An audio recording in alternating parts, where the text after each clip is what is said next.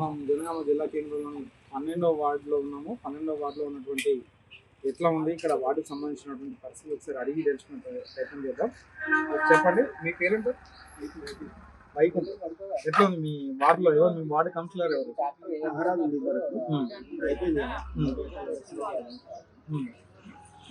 ఏ party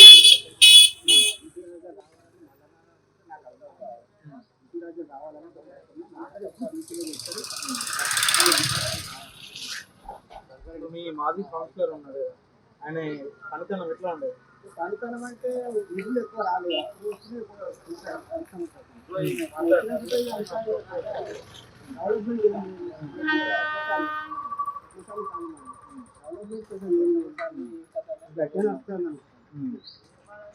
ఎట్లా ఉంది అంటే ఇప్పుడు ఒకవేళ మళ్ళీ ఆయన నిలబడితే ఏమైనా గెలిచే అవకాశం ఉందా? ఉండదు.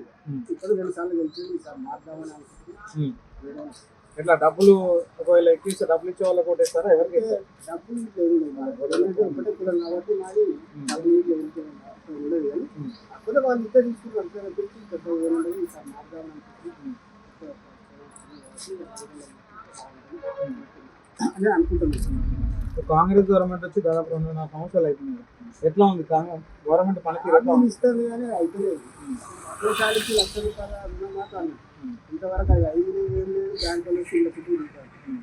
అంతే అది మెషిన్ ఇల్లు ఇచ్చేది కానీ 5 లక్షల ఇల్లు దాకా అట్లా పాలవుతారు. ఇట్లా సంతృప్తిగా ఉన్నారా మీరు? సంతృప్తి కష్టం చేసుకొని బతుకుతున్నాం. 5,000 ఇల్లు దాంట్లో చూసుకుంటాను బతుకుతాను.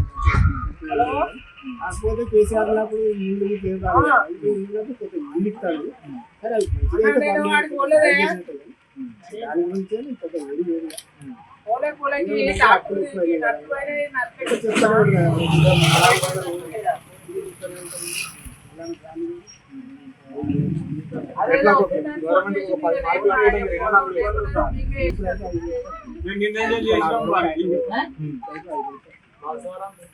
ఓకే. ప్రజెంట్ ఇక్కడ 12వ వార్డుకి సంబంధించి కంప్లీట్ ఏంటంటే మాకు సరైనటువంటి నిధులు రాకపోవడం వల్ల ఎవరైతే మాజీ కౌన్సిలర్ ఉన్నారో ఆయన సరైనటువంటి డెవలప్మెంట్ చేయలేకపోయిండు. ఏది ఏమైనా కూడా ఈసారి ఎవరైతే మాకు 100% మా దగ్గర సమస్యలు ఏమైతున్నాయో వాటిని తీరుస్తానే వాళ్ళకి మాత్రం ఓటేస్తాం.